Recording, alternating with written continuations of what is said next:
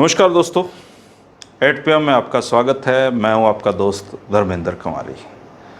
दोस्तों, राजनीति का जो क्रम है, चलने का जो गति है, वो धीमी हो सकती है, तेज़ हो सकती है, मध्यम हो सकती है, लेकिन भारत जैसे देश में जहाँ लोकतंत्र का स्वरूप ऐसा है कि दो विपक्षी दल जो एक दूसरे को फूटी आंख भी नहीं सुहाते, वो एक साथ मिलकर सरकार बना सकते हैं, सरकार गिरा सकते हैं।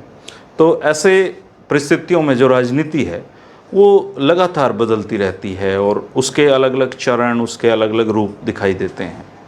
जब ये टोक्यो ओलंपिक चल रहा है और हम जब पूरे देश की निगाहें पूरे खेल पे टिकी हुई हैं, राजनीति इस दौरान भी चल रही थी। टोक्यो ओलंपिक को भी राजनीति के स्तर पे ले जाया गया, लेकिन इस दौरान भारत की राजनीति में कुछ ऐसा घट रहा है जो आपके और मेरे लिए दिलचस्पी का विषय हो सकता है। सबसे पहली बात तो इन जो दिनों में प्रशांत किशोर नाम की एक जो सनसनी भारतीय राजनीति में है, उसने पंजाब के जो कैप्टन अमरिंदर सिंह है मुख्यमंत्री, उनके सलाहकार पद से इस्तीफा दे दिया है उन्होंने, और वो अज्ञातवास में चले गए हैं। और इस दौरान जो थर्ड फ्रंट की जो संभावनाएं थी, थर्ड फ्रंट बनाने का एक जिसका चर्चाएं काफ़ी लंबे समय से चल रही थी, वो थर्ड फ्रंट को एक किस्म से प्रशांत किशोर के जाने से एक वैक्यूम बन गया है, और उस वैक्यूम को भरने का जो काम है, उस वैक्यूम को तोड़ने का जो काम है, वो चौधरी ओम प्रकाश चौटाला जी कर रहे हैं। अब जो काम प्रशांत किशोर नहीं कर सकते, या प्रशांत किशोर नहीं कर पाए, या प्रशांत किशोर जिस काम से डर गए हों, तो क्या वो सवाल ये भी है कि क्या ओम प्रकाश चौटाला जी उस काम को कर पाएंगे। आज हम इन्हीं सब बातों पे चर्चा करने वाले हैं। पिछले जो हफ्ते हैं, ओम प्रकाश चौटाला ने नीतीश कुमार से मुलाकात की, केसी त्यागी से मुलाकात की। दोनों से उनके परिवार के रिश्ते तब से हैं जब चौधरी देवीलाल भारत की राजनीति में बहुत बड़ी एक किंग मेकर की भूमिका में थे, और चौधरी ओम प्रकाश चौटाला इन रिश्तों को अभी तक निभाते आए हैं। जब जब भी चौधरी देवीलाल की जयंती पर, पुण्यतिथि पर, या कोई और बड़ा आयोजन जब होता है, तो ये लोग इकट्ठा होते हैं और इनका जो आपसी बॉन्डिंग है वो दिखाई देती है।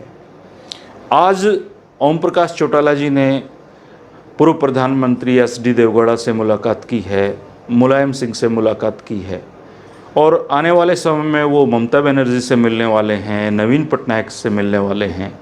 और जहाँ जहाँ क्षेत्रीय पार्टियों का वजूद है, ओम प्रकाश चौटाला जी अपने जो पोते हैं करण चौटाला, उनको साथ लेकर वहाँ जा रहे हैं।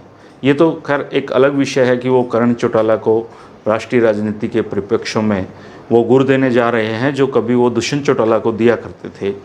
लेकिन जो ओम प्रकाश चौटाला जी का ये जो कसरत है 87 साल की उम्र में वो कर रहे हैं, इसके क्या नतीजे निकल सकते हैं।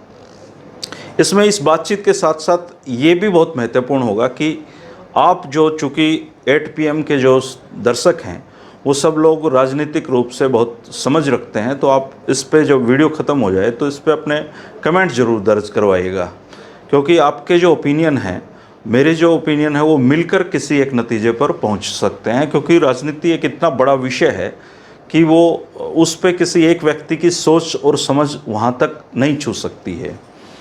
तो अब जो 25 सितंबर को एक कार्यक्रम इनेलो करने जा रही है, और उससे पहले ये जो ओम प्रकाश चौटाला जी ये जो कसरत कर रहे हैं, इसकी क्या भूमिका हो सकती है उस संदर्भ में, जब प्रशांत किशोर जैसे जो रणनीतिकार हैं वो एक खोल में जाकर छिप गए हैं या एक अज्ञातवास में चले गए हैं। हालांकि प्रशांत किशोर के अज्ञातवास में जाने का जो तकनीकी कारण है, या जो मुझे जितना समझ में आता है, वो ये है कि वो अब इतना बड़ा नाम पॉलिटिक्स में हो चुके हैं कि वो कैलकुलेटेड रिस्क लेना चाहते हैं। बताते हैं कि जो पंजाब है जिसका काम उन्होंने ले रखा था हाथ में, अब वहाँ पर जो कांग्रेस है वो दो फाड़ होने की स्थिति में है, और नतीजे कुछ भी हो सकते हैं। और ऐसी सूरत में प्रशांत किशोर जैसे लोगों की जो साख है उसको बट्टा लग सकता है। इसलिए वो एक तरफ इस चुनाव से जो अभी 6-7 महीने जिसके बचे हुए हैं, वो एक तरफ हटके खड़े हो गए हैं। दूसरा, ऐसा सुनने में आया है कि कैप्टन अमरिंदर ही उनसे नाराज़ हैं, क्योंकि सिद्धू को प्रदेश अध्यक्ष बनाने में प्रशांत किशोर की भूमिका थी।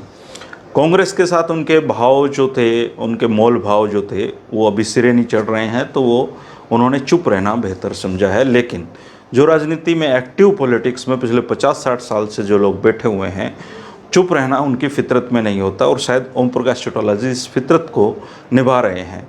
रिजल्ट 0 रहेगा या रिजल्ट 100 नंबर का रहेगा, ये तो आने वाला वक्त बताएगा। लेकिन जो थर्ड फ्रंट है, जिसको प्रशांत किशोर कह चुके हैं कि कोई आकार नहीं ले सकता या इसकी कोई संभावनाएं नहीं है, तो ये अभी कहना मुनासिब नहीं होगा, क्योंकि 350 के करीब सीटें ऐसी हैं लोकसभा की जहां पर भारतीय जनता पार्टी का जो मुकाबला है वो सीधे सीधे क्षेत्रीय दलों से होना है।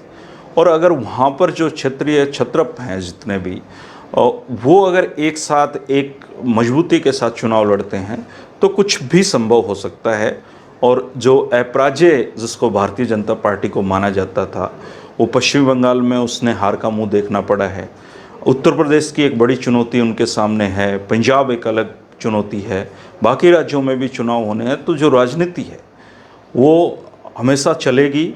और ओम प्रकाश चौटाला जी की ये जो कोशिशें हैं, इसको साथ लिया जाए, उनसे मुलाकातें की जाएं, कभी देवगौड़ा से मिल रहे हैं, कभी ममता बनर्जी से मिलने की कोशिश अब उनकी रहेगी, नीतीश जी से मिले हैं, देवगौड़ा जी से मिले हैं, आज सपा के जो मुलायम सिंह हैं उनसे उन्होंने मुलाकात की है, जो उत्तर प्रदेश में एक बहुत बड़ा टफ चुनावी कंटेस्ट जो देने जा रही है भारतीय जनता पार्टी के। तो ये जो कसरत है मिलाकर, ये कहीं ना कहीं इनका जो नतीजा है, कहीं ना कहीं इनके जो परिणाम निकलने हैं, वो सीधे तौर पर थर्ड फ्रंट की तरफ आकर ही वो इशारा करते हैं। और ये जो इशारे हैं, ये जो कोशिशें हैं, निश्चित तौर पर भारतीय जनता पार्टी को एक विकल्प देश को कभी ना कभी तो देना है।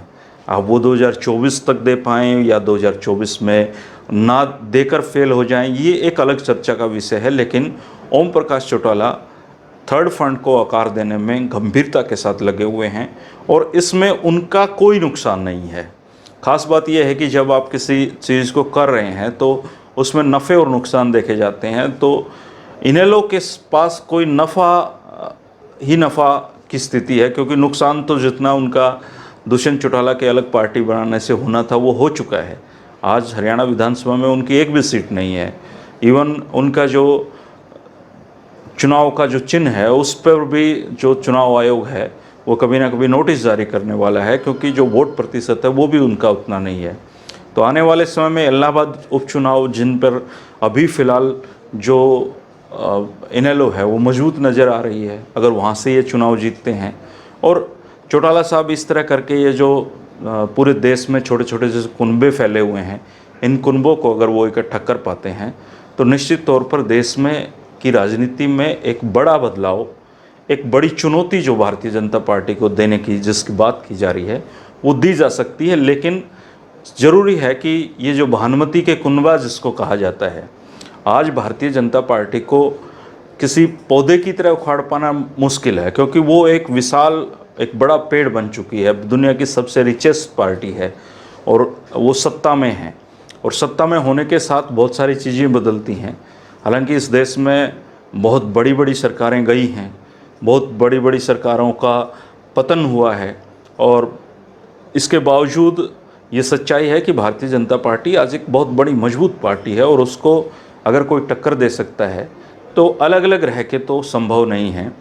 अगर ये बातचीत चौटाला साहब हों या प्रशांत किशोर हों या कोई और हो, अगर ये छत्रपों के दिमाग में ये बात डाल पाएँ, अगर उनको ये समझा पाएँ और वो अपने जो छोटे छोटे लाभ हैं, छोटे छोटे जो जिनके मुनाफे के लिए वो बड़े जो राजनीतिक नुकसान हमेशा करते आए हैं, अगर वो ना करें तो निश्चित तौर पर भारतीय जनता पार्टी को 2024 के लोकसभा चुनाव से पहले एक बड़ा राजनीतिक जो विकल्प है वोटर के सामने वो दिया जा सकता है। ये असंभव नहीं है, लेकिन ज़रूरी शर्त यही है कि वो जो अपने व्यक्तिगत लाभ देखते हैं, जो छोटे छोटे मुनाफाखोरी जो देखी जाती है क्षेत्रीय दलों में, उसको वो भूल पाएँ और किसी बड़े और एक विश्वसनीय नाम के साथ वो जुड़ें। और आज के समय में निश्चित तौर पर जो ममता बनर्जी हैं वो एक बहुत बड़ा भारतीय राजनीति में नाम है।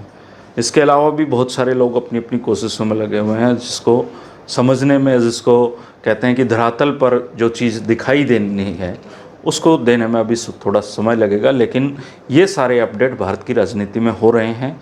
आप इस पर अपनी प्रतिक्रिया ज़रूर दीजिएगा कि आपका इस पर क्या सोचना है।